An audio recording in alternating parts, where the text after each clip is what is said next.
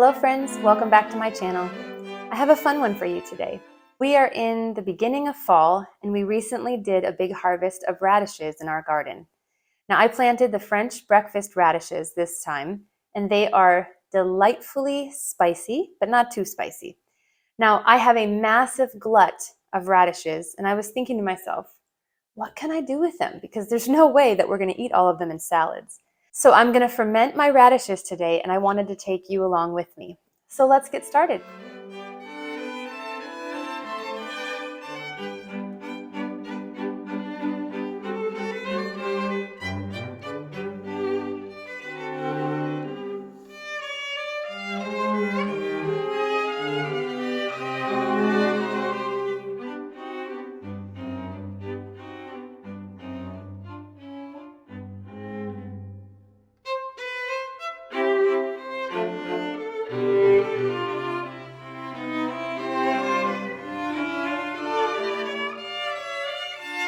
Okay, so now that I have sliced up all of my radishes, I'm going to go ahead and make my salt brine. And this is really easy. I just take 4 tablespoons of a good salt. In this case, I have Redmond's real salt. And I fill my half-gallon jar. Next, I'm going to take some hot water and I'm going to pour it in my jar in order to dissolve the salt.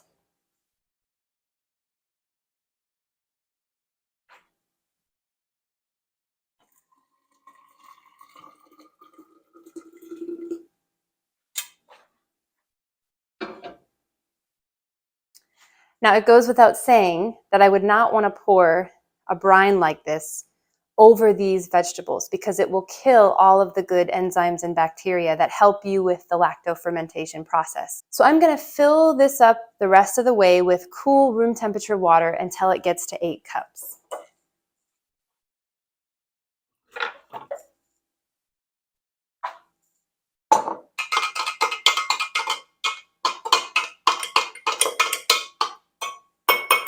Now, even though this brine is not boiling hot anymore, it's still too hot to pour over these vegetables. I'm going to wait now and let this brine cool down so that I don't kill any of the bacteria and enzymes.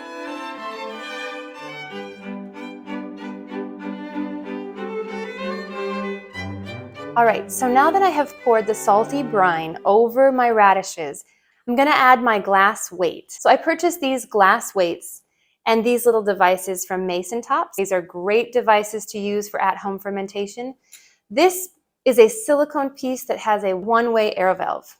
So air can get out, but it can't go in. So what I'm going to do is I'm going to put my heavy glass weight into the jar with water. And some of the water may overflow, but that's just because I added extra. And if some pop up to the surface, I'll just put those to the side because we have some little pieces. Now the goal is you want all of the radishes to be submerged under the water. That is what you want. Okay, so now that I have my weight pushing down my radishes, I'm going to add my silicone piece and then a metal lid screwed on tight. And now we wait. We will let this sit on the counter for between 3 and 5 days. It just depends. I will probably check it after 3 days because the kitchen has been a bit cooler, so fermentation takes a bit longer. If I open them up after 3 days and they're not fermented enough, then I will give them another few days to get to the place where I really want them. So I'm really looking forward to these fermented radishes. We had an abundance of radishes left over from the garden, and I think this is a great way to make good use of leftover garden produce. So now we leave it on the counter for 3 to 5 days and we wait.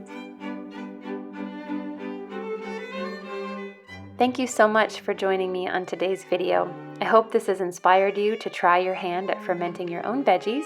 And if you're already an old pro, then bon appetit.